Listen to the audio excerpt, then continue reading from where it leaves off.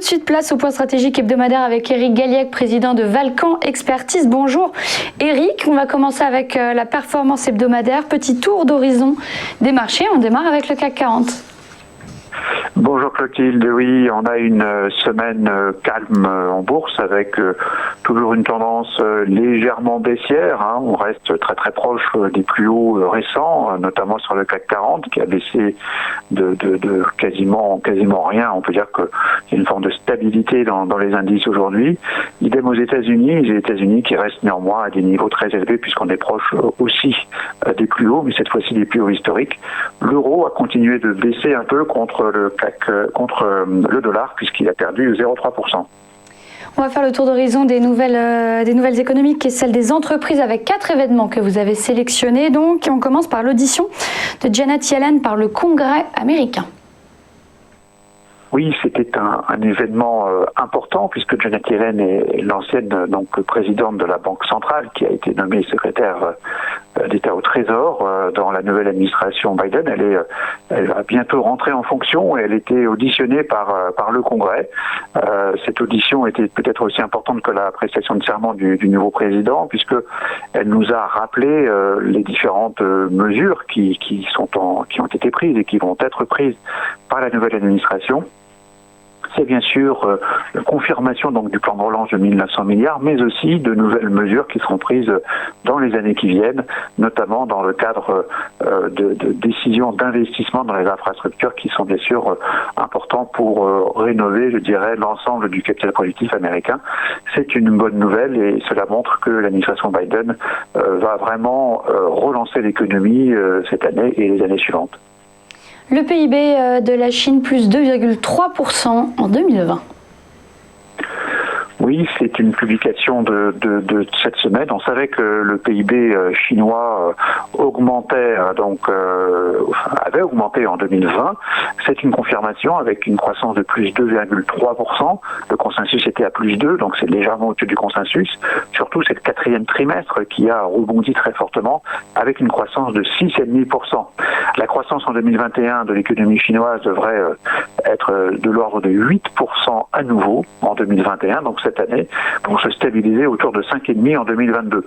C'est donc la confirmation que l'économie chinoise est vraiment la première économie mondiale, au moins en matière de croissance.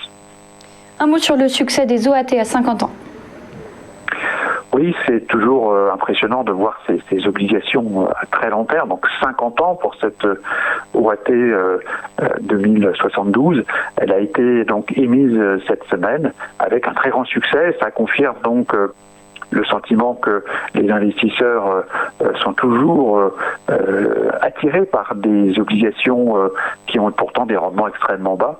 En l'occurrence, le rendement à l'émission de cette obligation a été de 0,59%. C'est un plus bas historique pour une obligation donc de si long terme.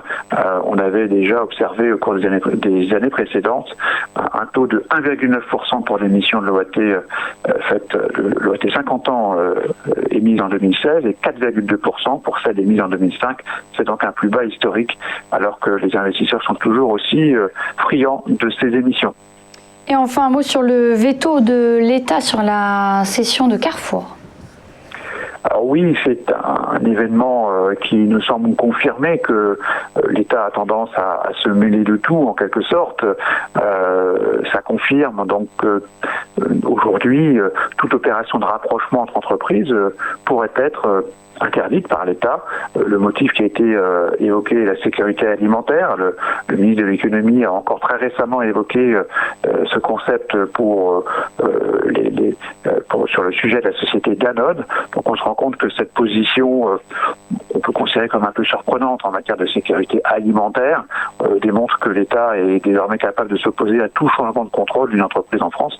Les primes d'OPA en France devraient donc être affectées. On passe donc à la synthèse de cette actualité avec les notes que vous avez distribuées et la note est bonne. La note est bonne, on est donc à plus 2, donc une actualité qui est plutôt favorable, avec en termes économiques deux plutôt bonnes nouvelles, donc l'audition de Janet Yellen auprès du Congrès qui confirme la volonté de la nouvelle administration de relancer fortement l'économie. Le PIB de la Chine qui progresse de plus de 2% en 2020, ce qui est une bonne surprise, et donc la forte hausse aussi du PIB en 2021.